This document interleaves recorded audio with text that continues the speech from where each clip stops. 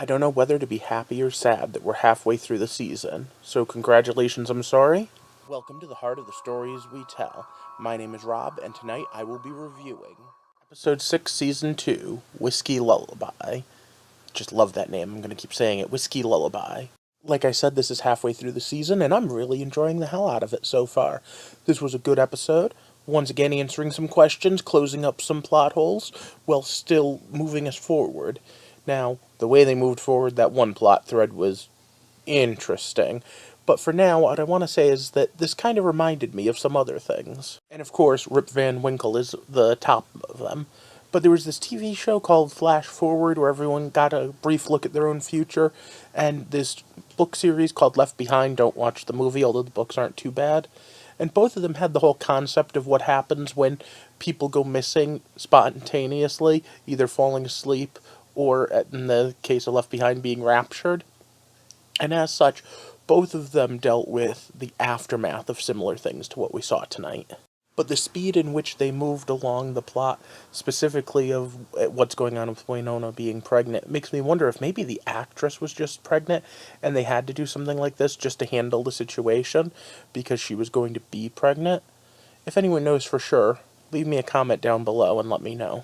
In the meantime, before we get into specific spoilers, let's throw this up. So once again, it's stop. Spoiler time. So the crazy black shades make their move with someone they call the Clockmaker, and the Clockmaker was capable of putting the whole town to sleep. And it's interesting how long it took before Peacemaker decided to wake them up.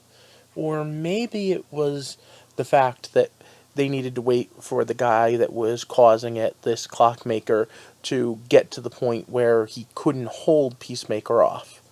Interesting question. Before all that happened, we also have the whole Black Badge fiasco, which again, I'm not too keen on the way they're doing Black Badge. I was kind of hoping for more, but I did kind of like the kid saying, hey, someone around here needs to write me a recommendation. Because remember, that was their day jobs. And however much Wynonna was just using it as cover, I have to say I really respect the whole, hey, there's still demons out there. We can hunt demons. I've got a gun that can send demons back to hell. I think we know what we have to do. And of course, it was a whole big, slow reveal to each member what was going on with her, starting with Waverly, since she found out at the end of last episode. And overall, the episode was pretty good. There were some pretty good twists. My favorite one, though, by far, was she's not my girlfriend, she's my daughter. So, Sandman meets Sandwoman. Now, I do find it interesting that the Clockmaker was a Sandman, and hey, this time we actually got the name of what the creature is. Remember, was it last week or 2 weeks ago where I said that so often we don't actually get the names of the creatures or how their powers work? This time we totally did. All in all, though, this was a good episode, especially for the fact that we found out exactly what was going on with the widows and the gardeners. And now, I have to say that I'm still a little creeped out by the fact that I'm not sure if the gardeners are dead or if they're being ridden. Remember that whole there are passengers things? So with just a few minutes left in the episode, we have the reveal to Doc Holliday. And now the idea of Doc being the father is interesting, especially since he's pretty much immortal and there's a bunch of stuff going on with him. But at the same time, I really feel like I wanted to punch him in the face for the way he reacted. Now, yeah, I'm the first one to say that it would be a shock, and it would be, hey, I need a few minutes to get used to this, but he just acted like such a huge dick. And after how well Dolls handled it, I really was kind of annoyed at the fact that, I don't know, it felt like they were just playing Holiday up to be an ass for no additional value to the story. Again, I don't know for sure whether or not they did this because the actress is pregnant and they needed to have a way to hide it and so they just went with it, or if this was part of the original comic story. If you know for sure, let me know down in the comments. In the meantime, I have to ask, what do you think of a pregnant demon hunter? I mean, let's be honest, it's not like Wynonna has the safest job in the world, and hell, even just police working while pregnant is a little questionable from time to time. But I'm under the impression that the heir doesn't exactly have much of an option. I mean, let's be honest, when you're the mystical chosen one, there's not much you can do to ask for time off. Doesn't come with many benefits, does it?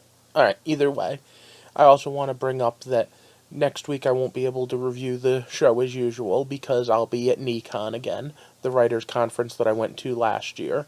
So just a heads up, I won't be doing a review for next week. And one last thing. I've been complaining about them lingering just a few seconds too long on the love scenes between Waverly and Officer Hop. This week, you know what? I think they actually cut it at just the right moment. What do you guys think? Do you think they were a little more tasteful about it this week than they have been in the past? Or do you think I'm just getting used to it? Either way, we're halfway through the season, and next week I won't be able to review, so we're only going to get 11 reviews individually this year. Let me know if there's something that you want me to cover, and when we come back, I'll do 2 episodes. Until then, it's getting to that end, so it's getting to the point where I need to ask you to do those things that I always ask you to do. Like and share this video. I especially always appreciate a nice thumbs up, and if you haven't done it yet, hit that subscribe button and activate the alerts, because I'm trying to build a community here. Now, as I talk about that community, I've always been under the impression that we were going to do it in the comment section, and with me responding to comments, maybe people making response videos to me. But someone brought up the idea of using the Discord server for this. It was originally made for video games, but let me know if you'd be interested in that. A friend of mine has already created their own Discord for their own channel. Maybe we'll talk about that as things get on. For now, I hope you have a good night, and thanks for walking with me through the heart of the stories we tell. Have a good night.